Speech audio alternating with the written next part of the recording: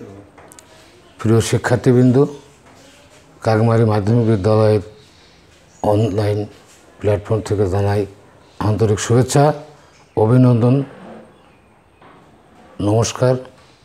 আশা করি তোমরা ভালো আছো, সুস্থ আছো।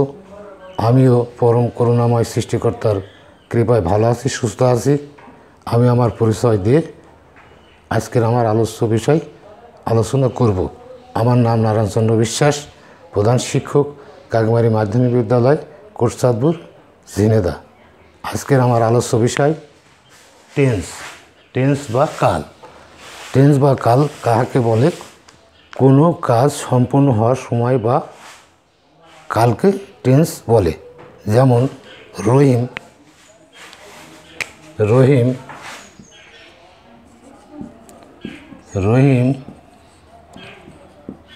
স্কুলে যায়। রহিম goes to school.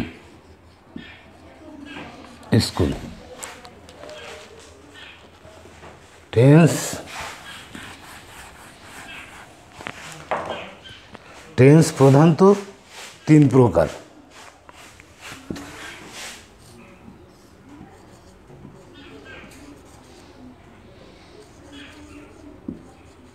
টেন্স বা কাল। এক নম্বর প্রেজেন্ট টেন্স বা বর্তমান কাল। দুই পাস্ট বা অতীতকাল।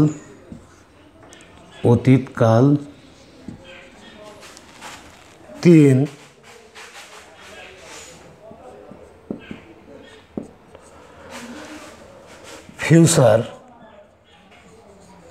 ফিউচার টেন্স বা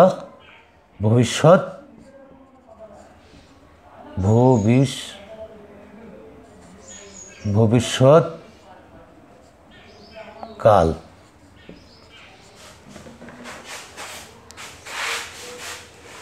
এখন আমি আলোচনা করব যে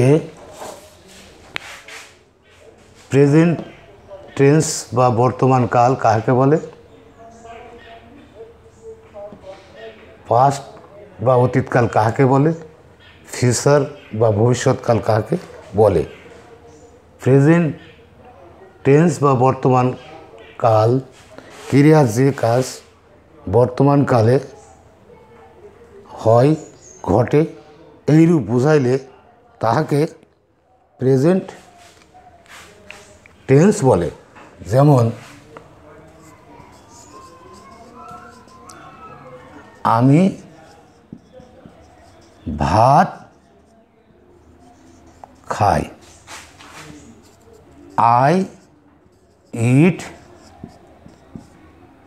রাইস। দুই পাস্ট বা অতীতকাল কাকে বলে? ক্রিয়া যে কাজ অতীতকালে সম্পূর্ণ হয়েছিল, এইরূপ বোঝাইলে তাহাকে পাস্ট টেন্স বা অতীতকাল বলে। যেমন আমি ভাত খাইয়া ছিলাম, আই এট রাইস। তিন ফিউচার টেন্স বা ভবিষ্যৎকাল কাকে বলে? ক্রিয়ার যে কাজ ভবিষ্যৎকালে হবে, এইরূপ বুঝাইলে তাকে ফিউচার টেন্স বা ভবিষ্যৎকাল বলে। যেমন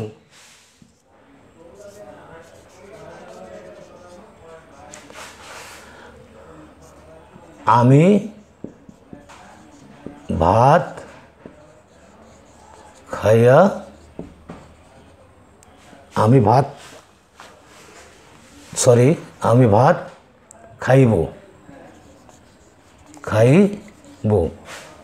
I shall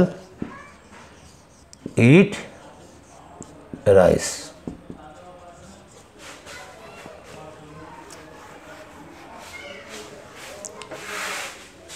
প্রিয় শিক্ষার্থীবৃন্দ, আমরা নিশ্চয় জানি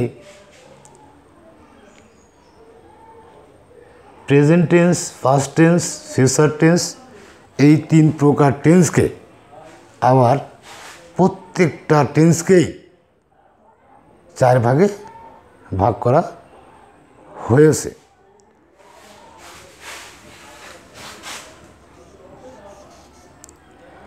এক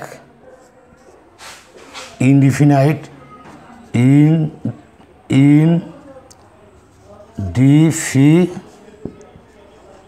indefinite, 2 continuous,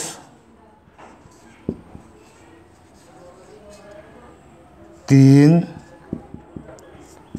perfect,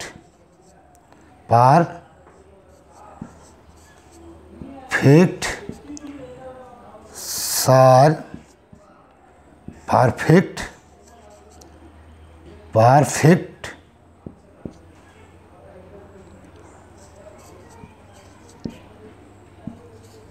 continuous.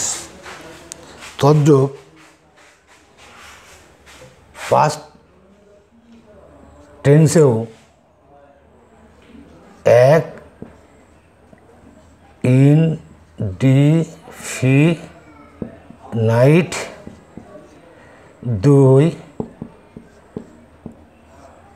Continuous, 3 perfect, 4 perfect,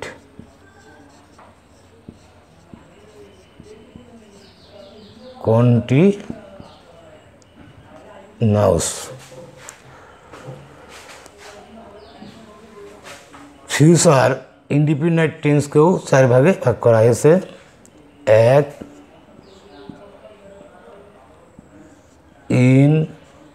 indefinite,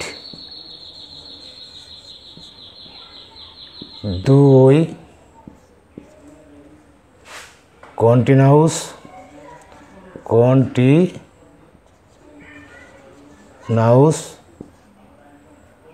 3 perfect,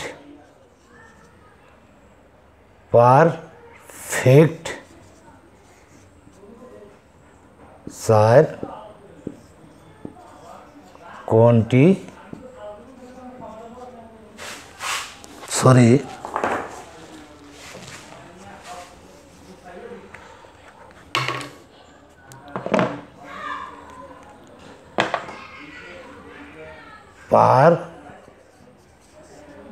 perfect,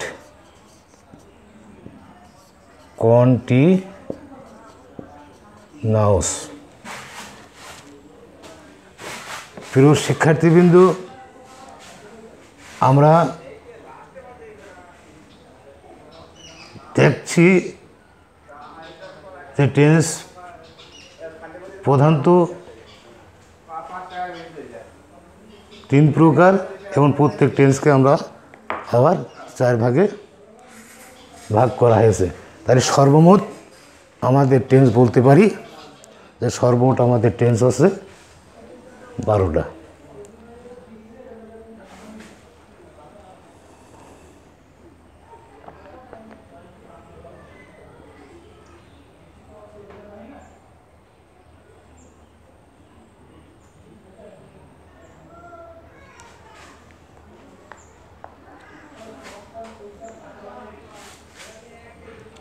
এখন আমি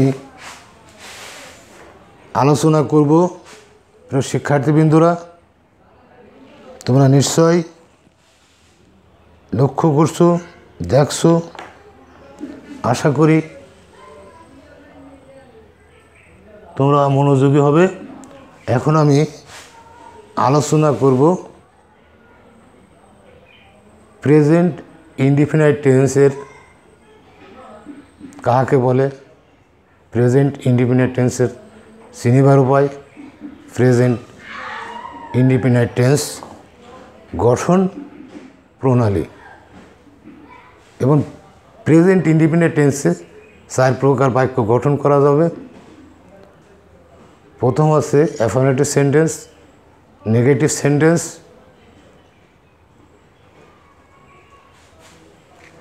interrogative sentence, interrogative plus negative sentence গঠন করা যাবে। আমি সেই সম্পর্কে আলোচনা করব।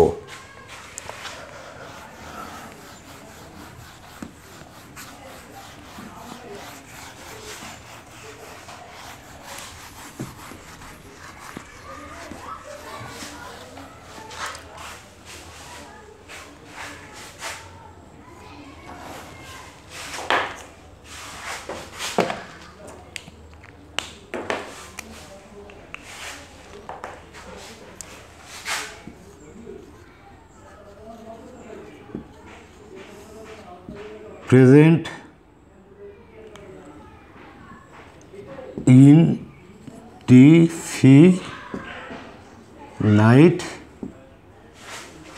প্রেজেন্ট ইনডিফিনাইট বাংলা হচ্ছে সাধারণ বর্তমান কাল।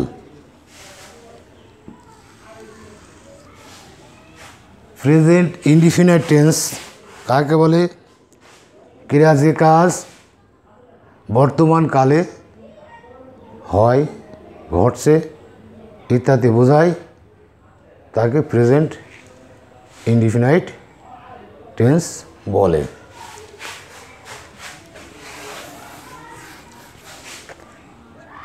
চিনিবার উপায়, চিনিবার উপায়, চিনিবার উপায়। বাংলা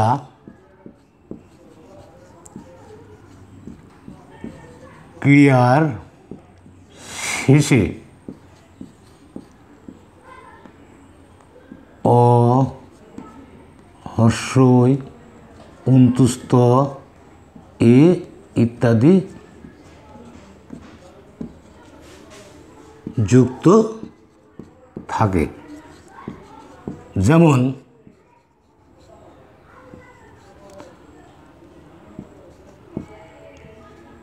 আমি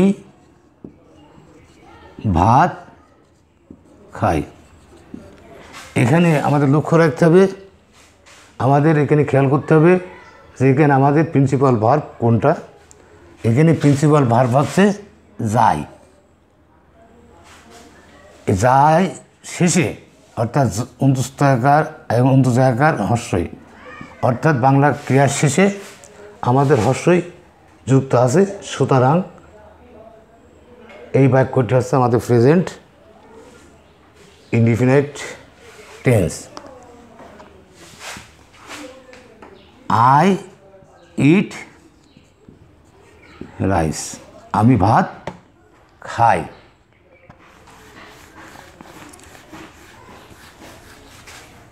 গঠন, গঠন এক, subject plus principal verb plus object. Present indefinite টেন্সে কোনো সাহায্যকারী ভার্ব আমাদের ব্যবহৃত হয় না। মূল ক্রিয়া বা প্রিন্সিপাল ভার্বটি আমাদের প্রেজেন্ট ফর্ম করতে হয়। যেমন আই সাবজেক্ট, প্রিন্সিপাল ভার্ব হচ্ছে ইট, অবজেক্ট রাইস। এখানে আমাদের এই সূত্রটা অবশ্যই মনে রাখতে হবে। কিন্তু কর্তা যখন থার্ড পারসন সিঙ্গুলার নাম্বার হবে তখন ওই প্রিন্সিপাল ভার্বের শেষে এস বা এস যোগ করতে হবে। যেমন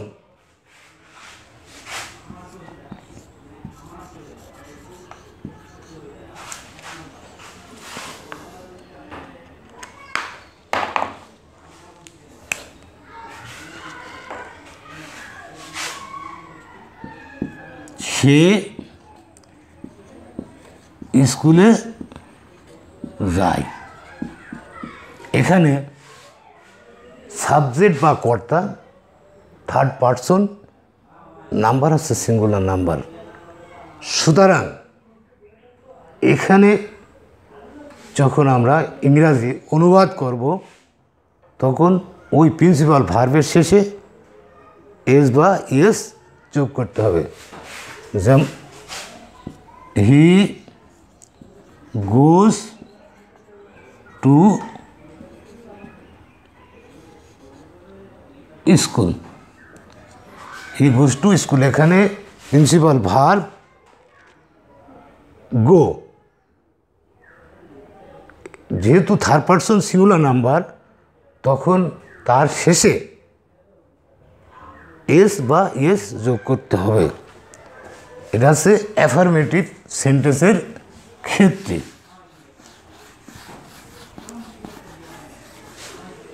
গঠন 2, নেগেটিভ সেন্টেন্স,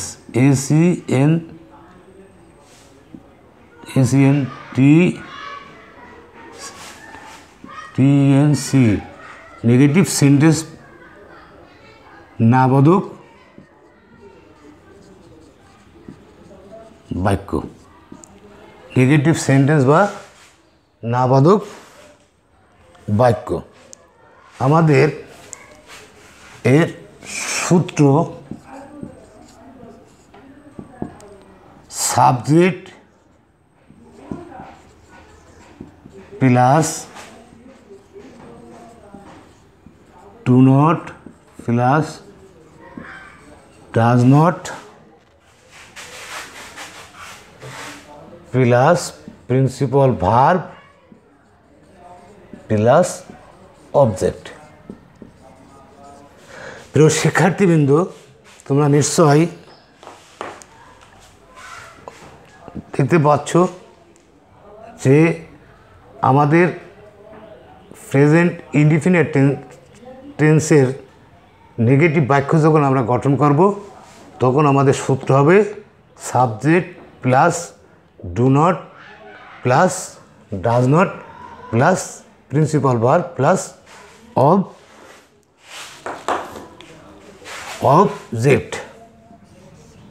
অবজেক্ট।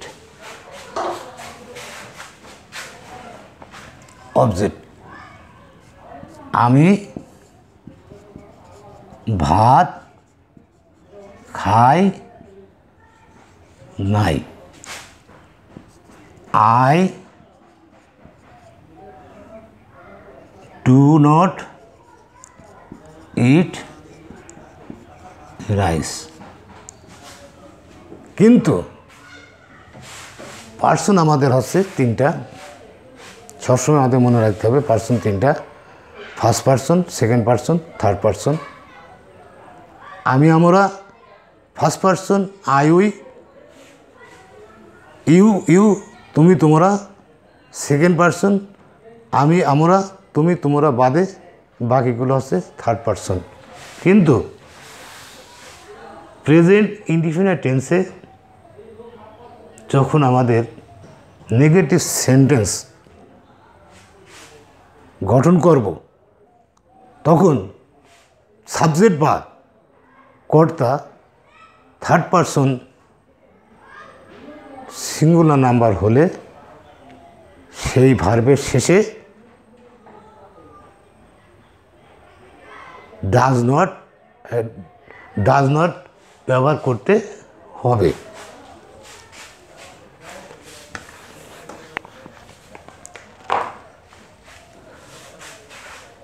সে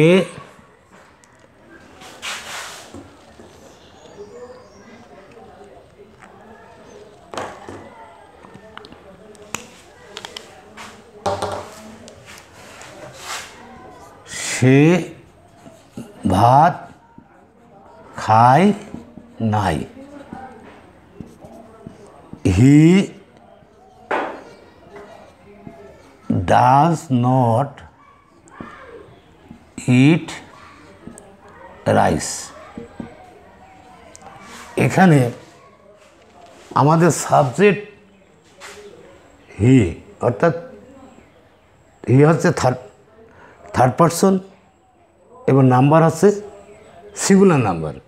কাজেই নেগেটিভ বাক্য গঠন করতে হলে প্রেজেন্ট ইন্ডিপেন্ডেন্ট টেন্সের সেখানে আমাদের সাবজেক্ট বা কর্তার পর ডাজ নট আমাদের ব্যবহার করতে হবে এবং ওই ভার্বের শেষে যে এস বা ইয়েস থাকে সেটা তুলে দিতে হবে।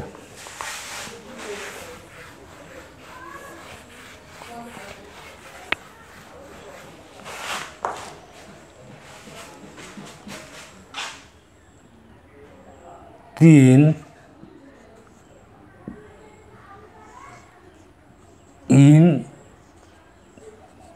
Interrogative sentence. ইন্টারোগেটিভ সেন্টেন্স প্রশ্নবোধক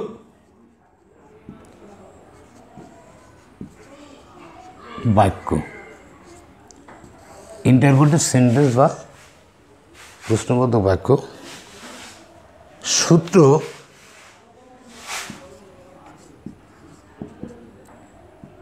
do oblique does plus subject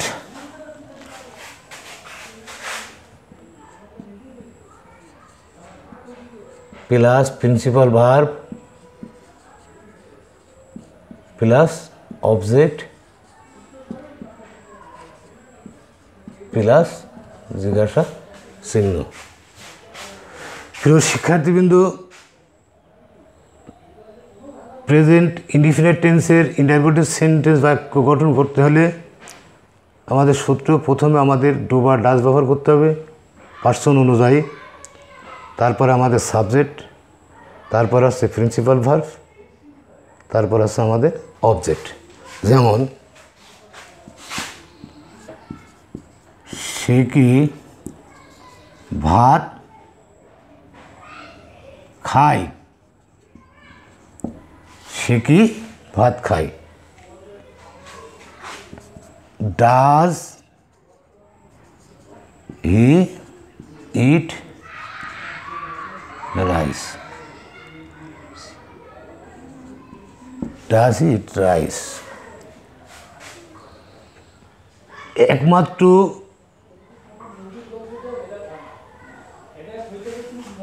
present indefinite টেন্সে একমাত্র ডাজ ব্যবহার হবে সাবজেক্ট বা কর্তা যখন থার্ড পারসন সিঙ্গুলার নাম্বার হবে, তখন সেখানে আমাদের ব্যবহার করতে হবে does.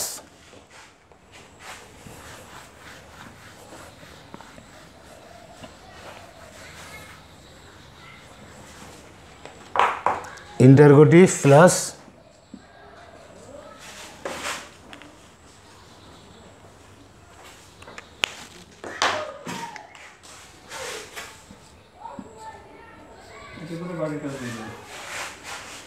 Interrogative plus negative sentence যখন আমরা গঠন করব প্রেজেন্ট ইনডিফিনিট টেন্সে, তখন আমাদের সূত্র আছে প্রথমে ডু বা ডাজ প্লাস সাবজেক্ট, তারপরে নট, তারপর প্রিন্সিপাল ভার্ব, তারপর অবজেক্ট। প্রিয় শিক্ষার্থীবিন্দু, আজকে আমার এই বিষয়গুলো আমি আলোচনা করলাম। আগামী দিন তোমরা বাড়িতে দেখবে। প্রেজেন্ট কন্টিনিউয়াস টেন্স কাকে বলে, কন্টিনিউয়াস টেন্সের চিনিবার উপায়, কন্টিনিউয়াস টেন্সের গঠন প্রণালী, এই নিয়ে তোমরা বাড়ি দেখবে। আশা করি তোমরা ভালো থাকবে, সুস্থ থাকবে। আমিও তোমাদের কাছে আশীর্বাদ প্রার্থনা করি, সুস্থ থাকি, ভালো থাকি, এই বলে আমি আজকের আমার পাঠ সমাপ্তি ঘোষণা করলাম।